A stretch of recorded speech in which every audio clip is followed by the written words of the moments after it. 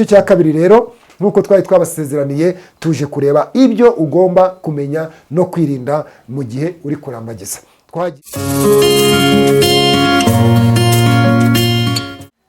Ngewe nitwa Manu, Ingoro TV, Agakiza Nyako TV ni screen muri kureberaho. Reka mbifurize kugira ibihe byiza rero aho muherereye hose. Nimba utameze neza reka nkubwire ngo nagahora gahanze. Uyu mugabo turi kumwe imbere nicyo gihangano yahanze njya mwibukiraho nkunda kubibabwira. Rero turi kumwe mu gice cya kabiri cy'uburyo warambagiza umusore cyangwa umukobwa muzabana. Mbega ibintu byiza nukuri nugerekaho imfubyi zigira ibanga Zone 215 filime nziza irimo abakinnyi baba star. Nawe nuyireba uzaryoherwa kandi uzanshimira, kandi nizere neza yuko musore wamenye uburyo batereta tagendeye ku matari. Gice cya mbere twize ibintu byiza, unyaruka ukirebe uvuge ngo ndashaka kureba igice cya mbere aho bitangirira ubundi gutereta niki. Rero nisimbye mu magambo reka twakire umukozi w'Imana. Twakwakiriye umuntu w'Imana, umeze neza? Turashima Imana, murakoze cyane kutwakira. Imana ibahereza umugisha kandi dushima Imana ko iki turinze ndetse tukiri mu mababa yayo. Ngira ngo rero ndasuza mwese ngo dukurikirane umunsi ku munsi ku Gakiza TV ndetse n'Ingoro TV. Imana ikomeze kubahereza umugisha kandi dushimishwa ko mudukurikirana umunsi ku wundi, kandi ndizera ntashidikanya ko natwe ntago muzatuburana ibyo kumva, nta nubwo muzatuburana inama, kubera ko hari icyo Yesu yadukoreye kandi aratubwira ngo tugende tugikore n'abandi, natwe tubabwirize ubutumwa bwiza kandi bahere ko bamenye imbaraga z'Imana. Uyu mwanya rero ni Pastor Minani Justin, nongeye kugaruka ku cyo cya kabiri cy'ikiganiro twakoze ubushize cyavuga ngo kurambagiza uwo muzabana cyangwa se uko warambagiza uwo muzabana. Ku gice cya mbere twabonye ibintu byinshi, twabonye ibintu by'ibanze umuntu akwiriye kugenderaho, twabonye kurambagiza icyo ari cyo, twabonye ko kurambagiza uwo muzabana, twibaza ikibazo kivuga ngo kurambagiza ni iki. Tubona igisubizo kivuga ngo kurambagiza ni ukumenya, ni ukugenzura, kureba, gusobanukirwa n'imico n'imibereho n'imyitwarire y'uwo muzabana. Ndumva rero ibyo bintu twarabivuzeho, twarebye rero n'ibisabwa mbere yuko umuntu arambagiza, yewe twarebye nuko mbere uko umuntu atangira kurambagiza twabonye ikintu kiba kuri we, twabonye ko uwo muntu agomba kubanza kubenguka uwo agiye kurambagiza. Nanone twabonye ko umuntu yinjira muri iyo poroje yo kurambagiza akwiriye kubanza gusenga ndetse akabasha kumenya uwo ashaka uko ameze. Reka rero dusenga Imana dukomeze twumva ibindi aho tugiye kureba noneho ibyo ugomba kumenya no kwirinda mu gihe uri kurambagiza. Ibyo ugomba kumenya no kwirinda mu gihe uri kurambagiza. Reka dusenga Imana. Uwiteka Mana ikomeye, turagushimiye kubw'ubuntu bwawe n'imbabazi zawe. Ndagushimiye kuko ukunda abasore kandi ugategura ibyakorwa kugira ngo abasore bajye ku murongo ndetse bajye mu mwanya ushaka. Mwami Yesu, uko twatangiye icyigisho kandi tukaba tugikomeje, reka uze uhugura abantu kandi ubigishe mwuka w'ubwenge, mwuka w'ubuhanga be kuri bo, kandi imbaraga zawe zibabeho. Reka abasore bacu ndetse n'inkumi zacu ubahe kugira ingo nziza, ingo zimeze nk'ijuru ritoya, abantu bagira bakaruhukira, abantu bagira bakabona ineza yawe. Ngaho rongira unganze kandi utegeke, utwungura ubwenge mu buryo budasanzwe, ni mu izina rya Yesu rifite imbaraga. Urakoze Yesu, amen. Nagira ngo nongere nguhe ikaze muri kino kiganiro uko warambagiza uwo muzabana, kandi nagira ngo nkubwire ngo ndabizi neza ko ibintu bishobora kugufasha. Ubushize narabwiye ngo tumaze kubona ko hari ibibazo byinshi abasore n'inkumi bafite, kandi kubera ko atari uko babyitaye ahubwo ko batigishwe cyangwa se batamenye icyo gukora, ni nako Mwuka Wera rero yadutegetse ko twakwigisha abantu kurambagiza kugira ngo nabo bashe kugira ahazaza, bagire ingo nziza zituma bishima. Turambiwe divorce za buri mwanya, turambiwe gushwana kw'abantu kwa buri kanya, ariko nagira ngo nkubwire ngo ibyo byose bituruka nuko hatabayeho kurambagiza k'umusore ndetse no k'umukobwa, kugira ngo aba bantu babane bafite ibintu bahuriyeho kandi ibintu babasha kumva kimwe. Ku gice cya kabiri rero nk'uko twari twabasezeraniye tuje kureba ibyo ugomba kumenya no kwirinda mu gihe uri kurambagiza. Twagiye rero twihuse. Ikintu cya mbere ugomba kwitaho igihe uri kurambagiza kandi ugomba kwirinda, ngiye kuvuga icya mbere ni iki ngiki ngo mu gihe uri kurambagiza ukwiriye kwizera cyangwa se imitekerereze cyangwa imyemerere, uwo muntu ugomba gusa nkaho umwitondera, ko twabonye ko ari ukumenya imico n'imibereho n'imigire n'imikorere. Uyu muntu rero aba ari kurambagiza, wirinde umuntu mudahuje kwizera. Ndasobanura kano kantu rero. Ijambo ry'Imana riravuga ngo umucyo ntiwabangikana n'umwijima, niko Pawulo yavuze. Kandi nagira ngo nkubwire ngo muri kiriya gice cya 24 twabonye ko Aburahamu yatongereye, reka bari ko mbivuga, atongera umugabo bita Eliyazeri, aravuga ngo uzajye kunsabira muri bene wanyu. Bivuze ngo umusore n'inkumi rero bakwiriye gushaka mu bantu bahuje kwizera. Nagira ngo kano kantu muze kukumva neza. Ibi ngibi nagira ngo dubisobanure neza kugira ngo muze kubyumva. Umuntu muhuje kwizera cyangwa se myemere cyangwa se imitekerereze ni wa muntu nyine muzuzuzanya. Urabona nk'urugero, ntabwo waba uri umuntu umwe ari umusinzi undi atanasinda, ngo abo bantu urumva biragoranye. Umwe rimwe na rimwe ari mu gusenga, undi ntabwo abyumva. Urumva uzajya usohoka ugiye kujya gusenga, umugabo akubwira ati urasohoka hano urambona, nusohoka ntugaruke. Cyangwa se umugabo nasohoka agiye gusenga, umugore amubwira ati wa mugabo we ugiye mu bagore. Iyo misengere n'imisengere nyabaki, kubera ko nyine icyo kintu ntabwo acyumva, ntabwo akizi, ntabwo akizera. Niyo mpamvu rero Aburahamu hano yatongereye kiriya gisonga cye, akakibwira ngo uzajye muri bene wacu. Bivuze ngo niba turi kurambagiza, niba turi gushaka abantu tuzabana kandi tukabana neza, ibyo nabyo tugomba kubikontaho, kuko twabonye ko mbere y'uko urambagiza cyangwa se mbere y'uko uba warambagiza umuntu, banza umenye ibyo ushaka. Ese ni gute umuntu usenga yahura n'umugore muri buwate cyangwa se n'umugabo muri buwate? Numva ibyo bintu sinzi niba byakunda, ariko mu buryo bugaragara ashobora kuza yiyoberanyije. Ni niyo mpamvu ugomba kwitonda kugira ngo uzashake umuntu muhuje ukwemera. Nujya gusenga nawe azaba ari gusenga, nujya wenda nawe nimba unywa icupa, nujya kunywa icupa nyine nawe muzajyane. Ni icyo ngicyo, kuko ndimo ndabwira abantu abakristo cyangwa se abemera Imana, yewe hari n'abatayemera cyangwa se atari n'abakristo. Birashoboka ko nawe byagufasha, ariko nimba ugiye kurambagiza, shaka umuntu muhuje kwizera. Bizagufasha kugira ngo urugo rwawe rukomeze rubeho. Noneho ku kintu cyo kwizera, ni nayo mpamvu nababwiye ngo wa muntu wowe ushaka cyangwa se wa wundi wakereye muri wowe, umwe uri muri wowe, ni ukuvuga ngo niyo mpamvu nimba koko uyu muntu umuhuje, nimujya nimuhura mutangiye kuvugana, uzahita umenya ko ari we. Niyo mpamvu mu gice cya mbere nababwiye ngo hari umuntu warimbye avuga ngo n'umuntu uzamumenya. Nyine uzamumenya ko nubwo ari ubwa mbere umubonye, ariko wowe wari usanzwe umufite muri wowe. Bino bintu bishobora kuba mutari kubyumva. Wa wundi umeze kwa kundi ubishaka, wa wundi nimba ari usenga, wa wundi wari muri wowe. Ahubwo ikibazo wari ufite nuko utarahura nawe. Nimuhura rero, bitewe nuko asanzwe ari muri wowe, atuye muri wowe, nimuhura uzamenya ko mwahuye. Uku rero ku bijyanye n'imyemerere cyangwa se n'imyizerere, niba umwe azavuga ati mpereza iki ngiki, undi akumva kiriya, urumva urugo ruzarusenyutse. Ingo nyinshi zisenyukira mu buryo bw'imyemerere cyangwa imyizerere. Niyo mpamvu mwebwe mukurikirana Ingoro TV ndetse n'Agakiza Nyako TV, mukwiriye nabyo kubyitaho, mukamenya ibyo ari byo, kugira ngo ingo zanyu zizabe ingo muzabana akaramata. Icya kabiri nicyo tugezeho twita ko ni ibintu byenda ntabwo ari byinshi cyane, ariko kugira ngo bitaza kurambirana. Icya kabiri, ni umuntu uzarebana impuhwe, ni umuntu utazarebana impuhwe nke ababyeyi bawe. Rimwe na rimwe basore, hari igihe tujya gushaka ariko ntitubikonteho, nabyo ntitubyiteho. Ukajya gushaka umukobwa uzasuzugura mama wawe, uzasuzugura papa wawe, yewe uzasuzugura na famiye. Dukunda kubibona. Icyo gihe rero amahirwe yo kubana n'uwo mugore wawe azaba ari makeya, kuko nimba asuzugura mama wawe, nimba asuzugura umuryango wawe, nimba guca ku muryango, numva ni ikibazo. Ushobora kuzamwihangana mu minsi ya mbere, agasuzugura mama wawe ukabibona ukabyihanganira, ariko se bizageza ryari? Uwo muntu amahirwe afite yo kubana nawe aba ari makeya, kuko hari igihe kizagera bikakugera ahantu, byamara kugera ahantu ugatangira nawe kuvuga. Nutangira kuvuga, urugo ruzaba rurangiye. Bivuze rero ngo mu kurambagiza ibi bintu ni ukuzirinda kuba washaka cyangwa se wabana n'umuntu uzarebana impuhwe nke ababyeyi bawe. Bivuze rero ngo muri kwa kurambagiza ugenda ubireba, uyu mukobwa yitwaye gute, uyu musore yitwaye gute, ukagenda ubireba ko nicyo umaze, nicyo uzaba ushinzwe muri kurambagiza, kugira ngo uzagire urugo rwiza.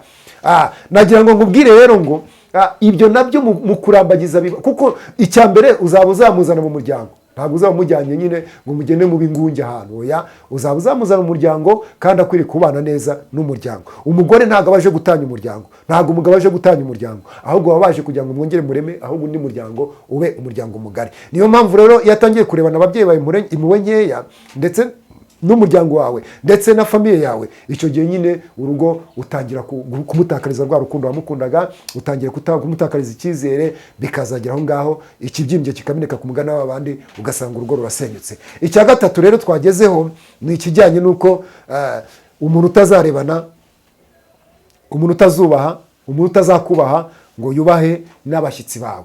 Tujya tugira ingo ukinjira mu rugo, wenda ukaba uziranye nk'umugabo aziranye na Pasiteri Emmanuel, nkinjira mu rugo rwe, umugore akansuzugura guhera ku kirenge kugeza ku mutwe. Kubera iki? Nyine ntanzi, namubwira nti buriya rega umugabo wawe Pasiteri Emmanuel ni inshuti yanjye, wapi ntamwubahe ntamwumve.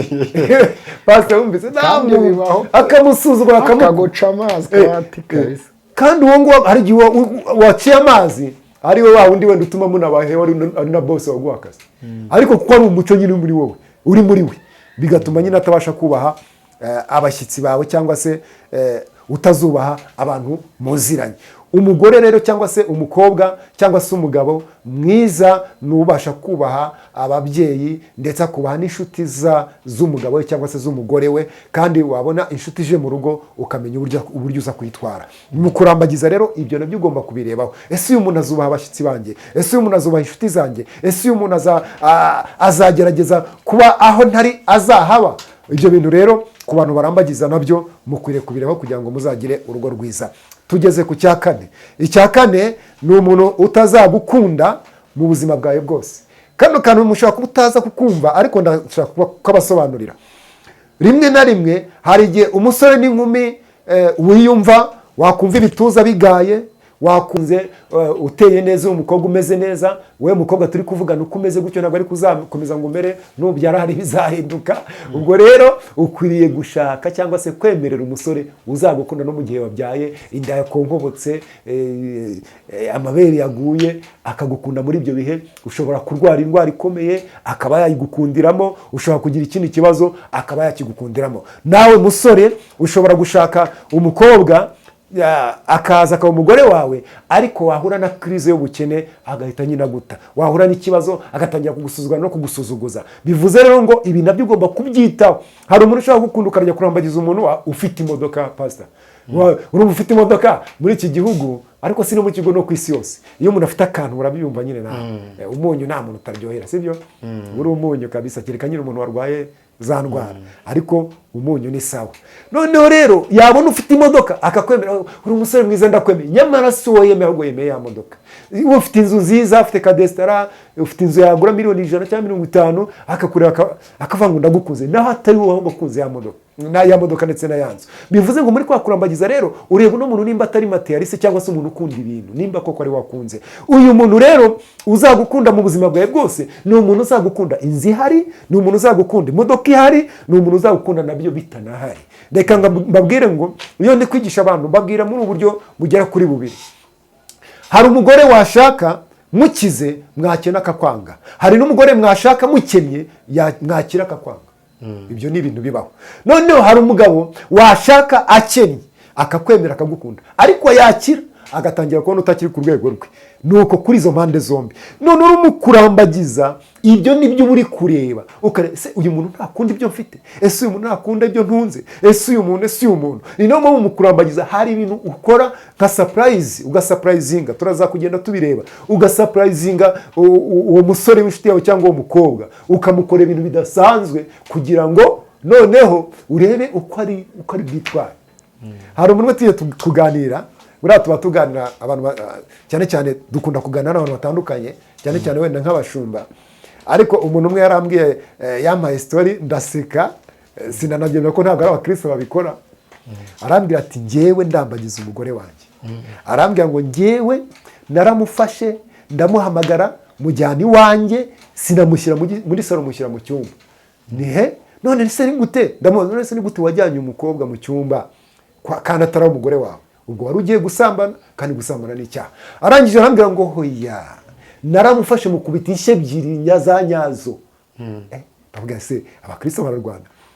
Noneho nkomeza kumubaza, ndamubaza ngira amatsiko, ndamubaza ngo byagenze ese ni ukubera iki ko nzi ko nta mukristo urwana, ese uretse n'umukristo aturetse ko n'umukristo uretse n'umukristo no mu Rwanda ntabwo ibyo bintu bibaho. Ni gute ibyo bintu babikoze? Arangije ubwo wenda tekiniko yakoresheje ntabwo ndi kubibwira abantu kugira ngo mubikore, nta muntu ukirwana uretse nonona uretse n'abakristo azabikora mariage. reka ibyo nta bibaho, nta bikibaho, waba wataye ubwenge waba wanasaze. Noneho arangije ikintu yarambwiye ati aturazi se Justin, ati yego, ati ngewe ikintu nagira ngo ndebe nimba ndamutse nsaze kuko birashoboka nkaba narwana yakwihangana. Aturazi ibintu byabaye, ati namukubise ince ebyiri nta kintu twapfuye. Atarangije ati mbona ahubwo kugira ngo ababare cyangwa arire, ati mbona aturutse araseka. Ati se umwoye iki? Ngo mpita numva ndigaye, ngo ndangije ngo ndimunyamunya, ngo ndagenda mugurira, shaka akantu ndakamugurira, maze kumubwira n'uwo mugore wanjye, utaza kubona nakoze biriya sinzarwana, sinzagukubita, ndagukunda kandi nzagukunda, nitubana nta kibazo. Atuzi ikintu nagira ngo ndebe, ugira ngo ndebe umujinya wawe ugarukira hehe. Ese ndamutse tubanye bikaba ngombwa ko mba nasinda cyangwa nagira ikindi kintu nkora ngahinduka, ese wanyihanganira? Ati nicyo nabonye, ariko nabonye ko wanyihanganira.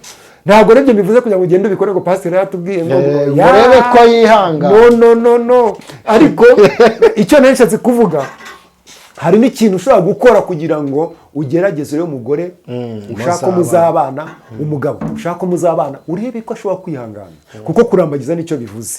Bivuze rero ngo iki kintu cya kane ni umuntu uzagukunda ubuzima bwawe bwose, ni umuntu ushobora kwihangana wahindutse, ni umuntu ushobora kwihangana ufite ikibazo. Nagira ngo nkubwire ngo mbwira n'abantu bashatse cyangwa se abagore n'abagabo bashatse, nagira ngo mbwire ngo birashoboka ko umuntu ashobora kwadukaho n'ingeso kandi itanamuturutseho. Nagira ngo mubwire ngo mugabo nawe mugore utegetswe kwihangana ingeso y'umugabo mu gihe mwemeranyije kubana. Kandi mugabo mugore uri kuntega amatwi muri kano kanya, ushobora kuba wafashe umwanya wo gukurikirana iki kiganiro. N'umugabo ashobora guhinduka aramushatse atari n'umusinzi, bikarangira yasinze, ntabwo uzaturugo, ahubwo icyo uzakora yewe uzajya baguhamagara ati yewe umugabo we yasindiye, ugende umuzane kandi umwiteshere, umukuremo inkweto, umukarabye ubigenze neza, kuko nyine waramushatse. Niyo mpamvu hano navuze ngo ni umuntu uzagukunda ubuzima bwawe bwose. Nandi gusobanura icyo iyi ngingo ya kane isobanuye. Bivuze rero ngo mu kurambagiza icyo kintu cyo kirebaho, ntabwo ureba uwo mwanya sheri shushu hani squiti, oya, ntabwo ari aho bigarukira, kuko hari igihe kigera ibyo bikarangira. Wibaze ngo ese nibirangira bizagenda gute? Umuntu urambagiza rero akwiriye kureba muri present, akareba no muri future. Reba uwo mwanya, urebe n'ahazaza, kugira ngo bizagufashe kugira ngo ugire urugo rwiza. Tugeze ku ngingo ya gatanu ivuga ngo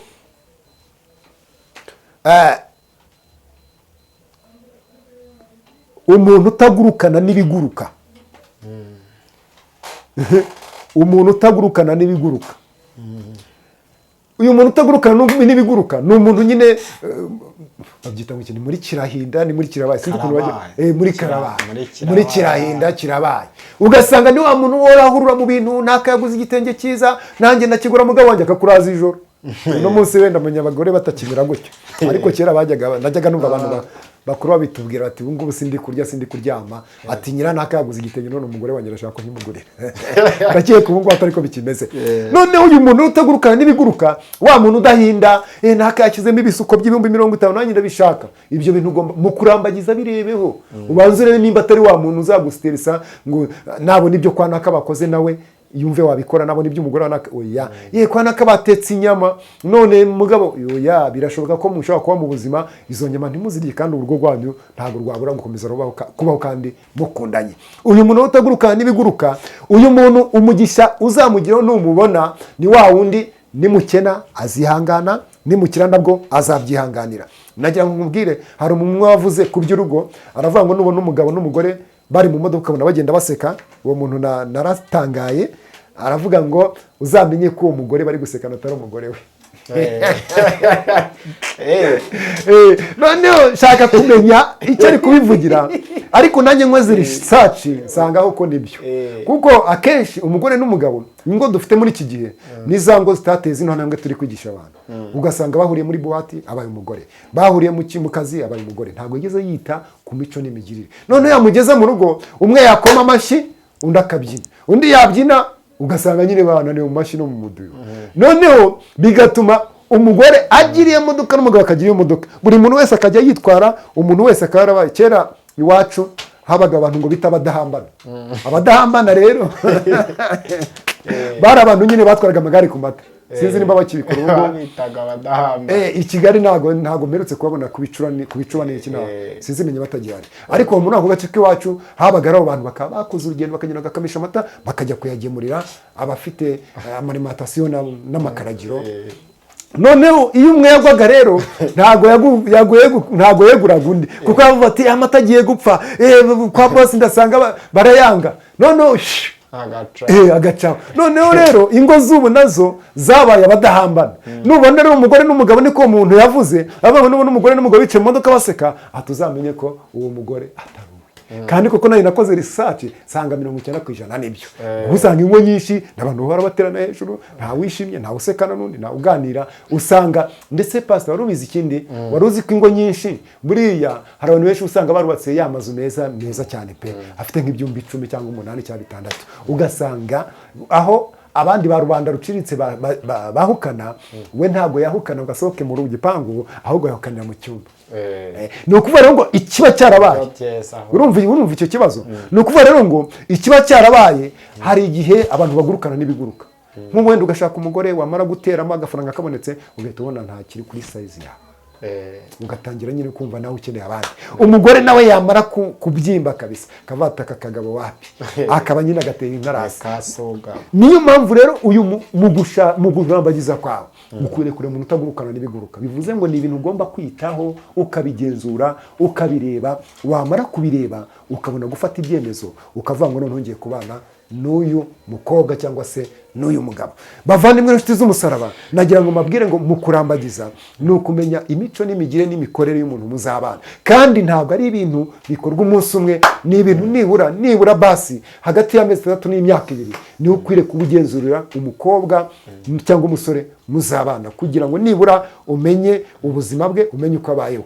Yewe n'ibinashoboka mutemberane, ugende umenya n'icyo akunda n'ikiyanga. Ibyo nubimenya muzubaka urugo rumeze nk'ijuru ritoya. Nutabimenya bizaba nk'ibyo nindi kubabwira, ugifata imodoka yawe nawe wafatiye, nta muntu nta guhuza, ni yahukanire mu cyumba hariya. Umuntu ajya abona umugabo asohoka n'imodoka ye avuge ngo barakiza, ariko se mwarakize cyangwa mumeze neza, kandi nta kintu mwibereyeho. Usanga umugabo aragenda parike imodoka kuri buwate, aharare, wowe ntuzajya ubona agenda mu kimodoka cyiza uti bara abantu barakize. Byahise kubera ko mu kurambagiza habaye ikibazo. Bavandimwe inshuti z'umusaraba, igice cya 2 nende kubabwira ibintu bigera kuri 5 mugomba kuzitondera kandi mugomba kuzagenderaho. Nagira ngo nsoze rero mbabwira nanone akagatekerezo kamwe, nagomba kubikora mbereka imfashanyigisho, ariko ntacyo reka mbivuge mu magambo, nawe ahuri nushaka wenda ubikore nk'imfashanyigisho ubyikore nta kibazo.